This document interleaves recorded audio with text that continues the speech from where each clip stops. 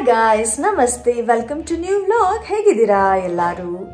ನೀವೆಲ್ಲರೂ ಯಾವಾಗಲೂ ಚೆನ್ನಾಗಿರಬೇಕು ಅನ್ನೋದು ನನ್ನ ಆಸೆ. ಇವಾಗ ಟೈಮ್ 3:30 ಆಗ್ತಾ ಇದೆ. ಇವತ್ತು ನನ್ನ ಇಬ್ಬರು ಮಕ್ಕಳದ್ದು ಆ್ಯನ್ಯುವಲ್ ಡೇ ಸೆಲೆಬ್ರೇಷನ್ ಇದೆ. ಅಲ್ಲಿಗೆ ನಾನು ರಾಹುಲ್ ಹೊರಟಿದ್ದೀವಿ. ಹಾಗೆ ವ್ಲಾಗನ್ನ ಕೂಡ ಸ್ಟಾರ್ಟ್ ಮಾಡೋಣ ಅಂತ ಹೇಳಿ ಸ್ಟಾರ್ಟ್ ಮಾಡಿದೆ. ಆ್ಯಕ್ಚುಲಿ ಬೆಳಗ್ಗೆನೇ ಸ್ಟಾರ್ಟ್ ಮಾಡಿದೆ. ಮಸಾಲೆ ದೋಸೆಗೆ ಹೇಗೆ ನಾನು ಅಕ್ಕಿ ಏನೇನೆಲ್ಲ ಹಾಕಿ ನೆನೆಸ್ತೀನಿ ಏನು ಅನ್ನೋದನ್ನು ಒಂದು ಸ್ವಲ್ಪ ಕ್ಲಿಪ್ಪಿಂಗನ್ನು ತೊಗೊಂಡಿದ್ದೆ. ಇಂಟ್ರೋ ಮಾಡ್ಕೊಂಡಿರಲಿಲ್ಲ, ಅದಕ್ಕೆ ಇವಾಗ ಇಂಟ್ರೋ ಮಾಡ್ಕೊಳ್ಳೋಣ ಅಂತ ಹೇಳಿ ಇವಾಗ ಇಂಟ್ರೋನ ಮಾಡ್ಕೋತಾ ಇದ್ದೀನಿ. ಸೊ ಇವಾಗ ಹೊರಡ್ತಾ ಇದ್ದೀವಿ. ನೋಡೋಣ ನನ್ನ ಮಕ್ಕಳು ಹೇಗೆಲ್ಲ ಪರ್ಫಾರ್ಮ್ ಮಾಡ್ತಾರೆ ಅಂತ. ರಾಹುಲ್ ಕೂಡ ಕಂಪ್ಲೀಟ್ ರೆಡಿ ಆಗಿದ್ದಾರೆ, ಇನ್ನೇನು ಹೊರಡ್ತಾ ಇದ್ದೀವಿ ಅಷ್ಟೇ. ಸೊ ಬನ್ನಿ ನನ್ನ ಮಕ್ಕಳು ಹೇಗೆ ಪರ್ಫಾರ್ಮ್ ಮಾಡ್ತಾರೆ, ಏನೆಲ್ಲ ಮಾಡ್ತಾರೆ ಅಂತ ನೋಡೋಣ.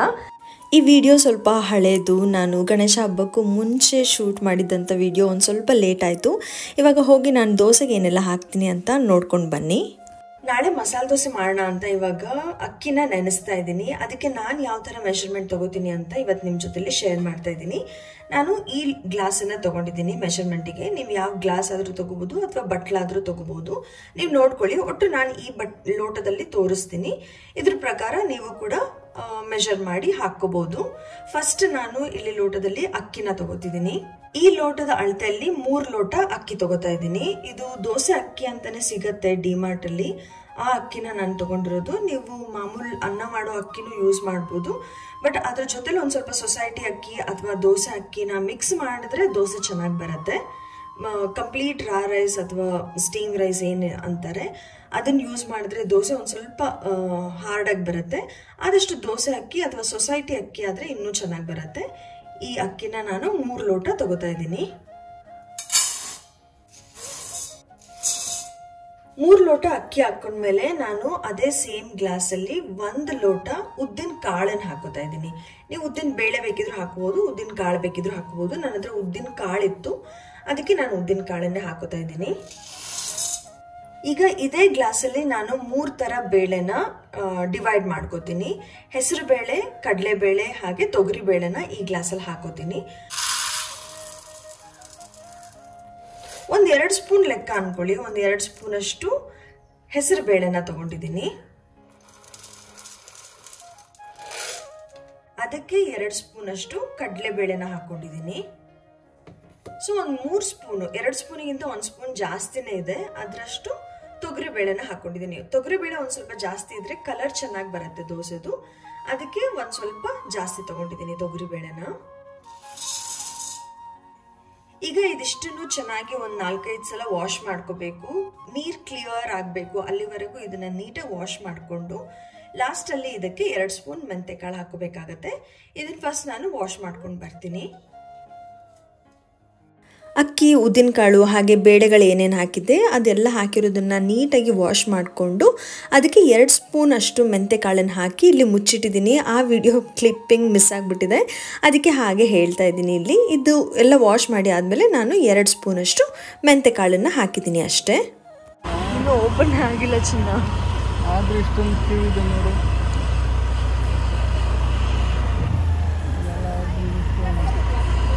ಇವಾಗ ನಾವು ಸ್ಕೂಲ್ ಹತ್ರ ರೀಚ್ ಆಗಿದ್ದೀವಿ. ನೋಡಿದ್ರಲ್ಲ ಎಷ್ಟುದ್ದ ಕ್ಯೂ ಇತ್ತು ಅಂತ.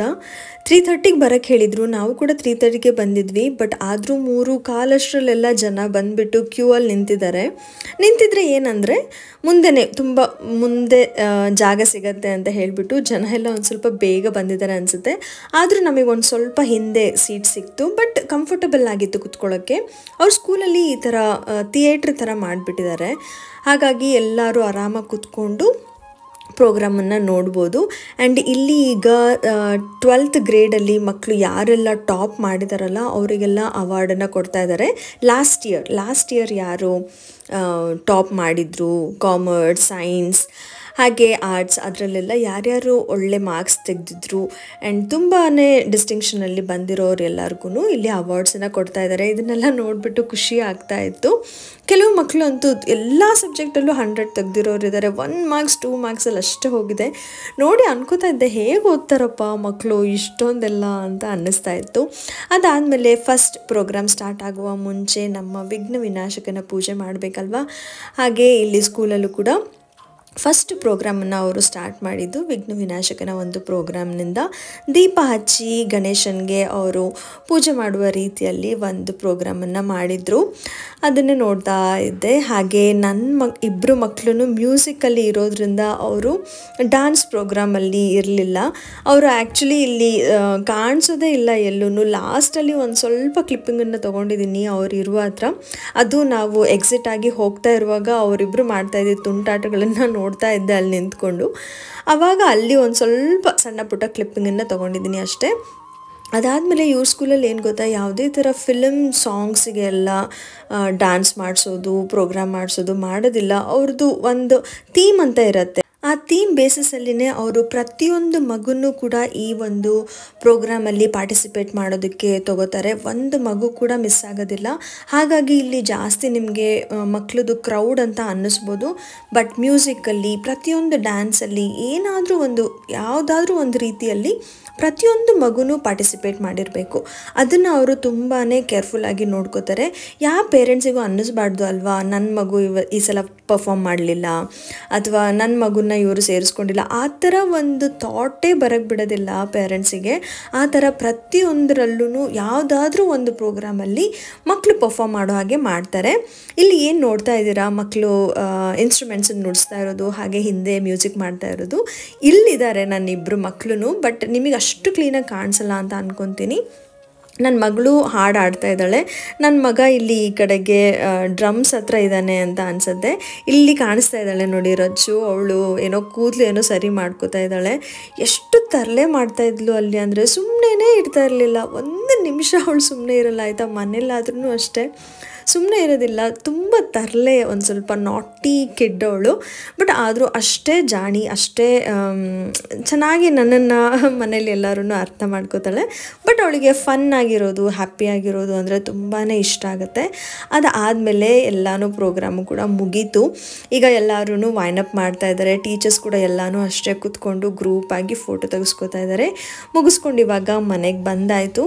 ಮನೆಗೆ ಬಂದು ಇವಾಗ ದೋಸೆಗೆ ರುಬ್ಕೊಳ್ಳೋಕ್ಕೆಲ್ಲ ರೆಡಿ ಮಾಡ್ಕೋತಾ ಇದ್ದೀನಿ. ಪ್ರೋಗ್ರಾಮ್ ಎಲ್ಲ ಮುಗಿಸ್ಕೊಂಡು ಮನೆಗೆ ಬರೋ ಅಷ್ಟರಲ್ಲಿ 7 ಗಂಟೆ ಆಗೋಯ್ತು. ಈಗ ಫ್ರೆಶನ್ ಅಪ್ ಆಗಿ ದೋಸೆಗೆ ರುಬ್ಕೊಳ್ಳೋಣ ಅಂತ ಎಲ್ಲ ರೆಡಿ ಮಾಡ್ಕೋತಾ ಇದ್ದೀನಿ. ಇವಾಗ ಇದು ನೆನೆಸಿಟ್ಟು 7 ಅವರ್ಸ್ ಆಗಿದೆ. ಇವಾಗ ನಾನು ರುಬ್ತಾ ಇದ್ದೀನಿ. ಟೈಮ್ ಇವಾಗ ಒಂದು 7:10 ಆಗಿದೆ. ಇದಕ್ಕೆ ನಾನು ಮತ್ತೆ ಬೇರೆ ಅವಲಕ್ಕಿ ಅಥವಾ ಅನ್ನ ಏನು ಆ್ಯಡ್ ಮಾಡ್ಕೊಳ್ಳಲ್ಲ. ಇದು ಏನಿದೆಯೋ ಇದನ್ನೇ ಜಾರಿಗೆ ಹಾಕೊಂಡ್ಬಿಟ್ಟು ರುಬ್ಕೋತೀನಿ. ಇಲ್ಲಿ ಮಿಕ್ಸಿಗೆ ಎಲ್ಲನೂ ಹಾಕೊಳ್ಳುವಾಗ ನಾನೇನು ಮತ್ತೆ ಅಕ್ಕಿ ಬೇಳೆ ಎಲ್ಲ ವಾಶ್ ಮಾಡೋಕ್ಕೆ ಹೋಗಲ್ಲ. ಯಾಕಂದರೆ ಬೆಳಗ್ಗೆ ನೀಟಾಗಿ ವಾಶ್ ಮಾಡಿ ಹಾಕಿರ್ತೀನಲ್ಲ, ಅದಕ್ಕೆ ಇವಾಗ ರುಬ್ಕೊಳ್ಳುವಾಗ ನೋಡಿಕೊಂಡು ಒಂದು ಸ್ವಲ್ಪ ನೀರು ಹಾಕ್ಕೊಂಡು ಅದನ್ನು ಫೈನ್ ಪೇಸ್ಟಾಗಿ ರುಬ್ಕೋಬೇಕು. ಇಡ್ಲಿ ಮಾಡೋಕ್ಕಾದರೆ ಒಂದು ಸ್ವಲ್ಪ ರವೆ ರುಬ್ಕೋಬೇಕಾಗತ್ತೆ. ಬಟ್ ಇಡ್ಲಿಗೆ ಏನು ನಾವು ನೆನೆಸ್ತೀವಿ ಅದು ತುಂಬಾ ಬೇರೆ ಥರ ಇರುತ್ತೆ. ಬಟ್ ನಾನು ಇಡ್ಲಿಗೆ ಬೇರೆ ಥರ ಹಾಕ್ತೀನಿ, ದೋಸೆಗೆ ಬೇರೆ ಥರ ಹಾಕ್ತೀನಿ. ಯಾವಾಗಾದರೂ ಇಡ್ಲಿದ್ದು ನಾನು ನಿಮ್ಮ ಜೊತೆಲಿ ಶೇರ್ ಮಾಡ್ತೀನಿ. ಇದಕ್ಕೆ ಲಾಸ್ಟಲ್ಲಿ ಮಿಕ್ಸರ್ ಜಾರಲ್ಲಿ ಏನಿರುತ್ತೆ ಅದರದ್ದು ಒಂದು ಸ್ವಲ್ಪ ನೀರು ಹಾಕ್ಕೊಂಡಿದ್ದೀನಿ ಅಷ್ಟೇ. ಇದನ್ನು ಇವಾಗ ಚೆನ್ನಾಗಿ ಮಿಕ್ಸ್ ಮಾಡ್ಕೋತೀನಿ ಕೈಯಲ್ಲೇ. ನೋಡಿ, ಈ ತರ ಇಷ್ಟು ನುಣ್ಣಗೆ ರುಬ್ಕೋಬೇಕಾಗತ್ತೆ. ನೀವು ಇಡ್ಲಿಗೆ ರುಬ್ತೀವಲ್ಲ ಒಂದ್ ಸ್ವಲ್ಪ ರವೆ ಆ ತರ ರುಬ್ಬಬಾರ್ದು. ದೋಸೆಗೆ ಒಂದ್ ಸ್ವಲ್ಪ ನೈಸ್ ಆಗಿರ್ಬೇಕು. ಈ ತರ ರುಬ್ಕೊಂಡು ಒಂದ್ಸಲ ಕೈಯಿಂದ ಚೆನ್ನಾಗಿ ಮಿಕ್ಸ್ ಮಾಡ್ಬಿಟ್ಟು ಇದನ್ನ ಮುಚ್ಚಿಬಿಟ್ಟು ನೈಟ್ ಫುಲ್ ಇಟ್ರೆ ಆಗೋಯ್ತು. ಕೆಲವರು ನೈಟ್ ಉಪ್ಪಾಕಿ ಇಡ್ತಾರೆ. ನಾನೇನ್ ನೈಟ್ ಉಪ್ಪಾಕಿ ಇಡೋದಿಲ್ಲ. ಬೆಳಗ್ಗೆನೆ ಎದ್ದಾಗ ಇದಕ್ಕೆ ಉಪ್ಪಾಕಿ ಇಟ್ಕೋತೀನಿ. ತಿಂಡಿ ಮಾಡೋ ಅಷ್ಟರಲ್ಲಿ ಉಪ್ಪೆಲ್ಲ ಚೆನ್ನಾಗಿ ಜೊತೆಲಿ ಹೊಂದ್ಕೊಂಡಿರುತ್ತೆ. ಇಷ್ಟೇ ಸಾಕು, ಇದು ಮಿಕ್ಸ್ ಮಾಡಿದ್ದು. ಇವಾಗ ಇದನ್ನ ಮುಚ್ಚಿಬಿಟ್ಟು ತೆಗೆದಿಡ್ತೀನಿ. Hi guys, good morning. ಇದು ನೆಕ್ಸ್ಟ್ ಡೇ ಬೆಳಗ್ಗೆ ಟೈಮ್ 8 o'clock ಆಗಿದೆ. ಇವಾಗ ಮತ್ತೆ ವ್ಲಾಗನ್ನು ಕಂಟಿನ್ಯೂ ಮಾಡ್ತಾ ಇದ್ದೀನಿ. ನೆನ್ನೆ ಆ್ಯನ್ಯುವಲ್ ಡೇ ಸೆಲೆಬ್ರೇಷನ್ ಮುಗಿಸ್ಕೊಂಡು ಮನೆಗೆ ಬಂದಮೇಲೆ ಅಷ್ಟೊಂದೇನು ಕ್ಯಾಪ್ಚರ್ ಮಾಡೋಕ್ಕಾಗಲಿಲ್ಲ. ಜಸ್ಟ್ ದೋಸೆ ಹಿಟ್ಟು ರುಬ್ಬಿದ್ದನ್ನಷ್ಟೇ ನಾನು ಕ್ಯಾಪ್ಚರ್ ಮಾಡಿದ್ದು. ಅದಾದಮೇಲೆ ಏನೂ ಕ್ಯಾಪ್ಚರ್ ಮಾಡಲಿಲ್ಲ. ಸೊ ಅದಕ್ಕೆ ಇವಾಗ ವ್ಲಾಗನ್ನ ಕಂಟಿನ್ಯೂ ಮಾಡ್ತಾ ಇದ್ದೀನಿ. ಇವಾಗ ದೋಸೆಗೆಲ್ಲ ರೆಡಿ ಮಾಡ್ಕೋತಾ ಇದ್ದೀನಿ. ಆಲ್ರೆಡಿ ಆಲೂಗಡ್ಡೆ ಎಲ್ಲ ಬೇಯಿಸಿಟ್ಟಿದ್ದೀನಿ. ದೋಸೆ ಹೇಗೆ ಬರುತ್ತೆ ಏನು ಅಂತ ನೋಡೋಣ. ಈಗ ದೋಸೆ ಹಿಟ್ಟು ಹೇಗಾಗಿದೆ ಅಂತ ನೋಡೋಣ. ಸ್ವಲ್ಪನೇ ಹಾಕಿದ್ದಲ್ವಾ, ಅದಕ್ಕೆ ಅಷ್ಟೊಂದು ಕಾಣಿಸ್ತಾ ಇಲ್ಲ ಪಾತ್ರೆಯಲ್ಲಿ. ನೋಡಿ ಎಷ್ಟು ಚೆನ್ನಾಗಿ ಫರ್ಮೆಂಟ್ ಆಗಿದೆ ಅಂತ ಕಾಣಿಸ್ತಾ ಇದೆಯಾ. ಚೆನ್ನಾಗಿ ಫರ್ಮೆಂಟ್ ಆಗಿದೆ. ಇದಕ್ಕೆ ಇವಾಗ ಉಪ್ಪು ಹಾಕಿ ಒಂದು ಸ್ವಲ್ಪ ಹೊತ್ತು ಇಟ್ಬಿಡ್ತೀನಿ. ಮಕ್ಕಳು ಇನ್ನೂ ಮಲಗಿದ್ದಾರೆ, ಅವ್ರು ಎದ್ದೇಳೋಷ್ಟರಲ್ಲಿ ನಾನು ಪಲ್ಯ ಚಟ್ನಿ ಎಲ್ಲ ರೆಡಿ ಮಾಡ್ಕೋತೀನಿ. ಹಾಗೆ ಇದಕ್ಕೆ ಉಪ್ಪು ಹಾಕಿ ಇಟ್ಟರೆ ಅವ್ರು ಎದ್ದ ತಕ್ಷಣ ತಿಂಡಿ ತಿನ್ನೋಕ್ಕೆ ಸರಿ ಹೋಗುತ್ತೆ. ಹಾಗೆ ನಾನು ಇದಿಷ್ಟು ಹಿಟ್ಟಿಗೆ ಉಪ್ಪು ಹಾಕಕ್ಕೆ ಹೋಗಲ್ಲ, ಒಂದು ಸ್ವಲ್ಪ ತೆಗೆದಿಡ್ತೀನಿ. ಇವಾಗ ಎಷ್ಟು ಬೇಕಾಗುತ್ತೋ ಅಷ್ಟಕ್ಕಷ್ಟೇ ಉಪ್ಪು ಹಾಕೋತೀನಿ.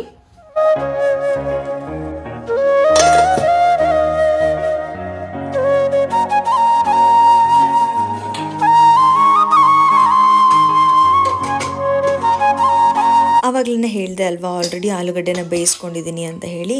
ದೋಸೆ ಹಿಟ್ಟಿಗೆ ಉಪ್ಪು ಹಾಕಿಬಿಟ್ಟು ಇವಾಗ ಫಸ್ಟ್ ನಾನು ಆಲೂಗಡ್ಡೆ ಸಿಪ್ಪೆನ ಬಿಡಿಸ್ಕೊತಿದ್ದೀನಿ. ಪಲ್ಯಕ್ಕೆ ಚಟ್ನಿಗೆ ಎಲ್ಲ ರೆಡಿ ಮಾಡ್ಕೊಳ್ಳೋ ಅಷ್ಟರಲ್ಲಿ ಉಪ್ಪು ಕೂಡ ಚೆನ್ನಾಗಿ ಹಿಟ್ಟಿನ ಜೊತೆ ಹೊಂದ್ಕೊಳ್ಳುತ್ತೆ ಅಂತ ಹೇಳಿ ಈಗ ಆಲೂಗಡ್ಡೆ ಸಿಪ್ಪೆ ಎಲ್ಲ ಸುಲಿದಾಯಿತು. ಇವಾಗ ತೆಂಗಿನಕಾಯಿ ಕೂಡ ಸಿಪ್ಪೆ ಸುಲ್ಕೋತಾ ಇದ್ದೀನಿ. ಒಂದು 3 ತೆಂಗಿನಕಾಯಿನ ತೊಗೊಂಡಿದ್ದೀನಿ ತುರಿದಿಟ್ಕೊಳ್ಳೋಕ್ಕೆ ಅಂತ ಹೇಳಿ. ಫಸ್ಟ್ ನಾನು ಫುಲ್ ಜುಟ್ಟು ಏನಿರುತ್ತೆ ಅದನ್ನೆಲ್ಲ ತೆಗೆದುಬಿಡ್ತೀನಿ.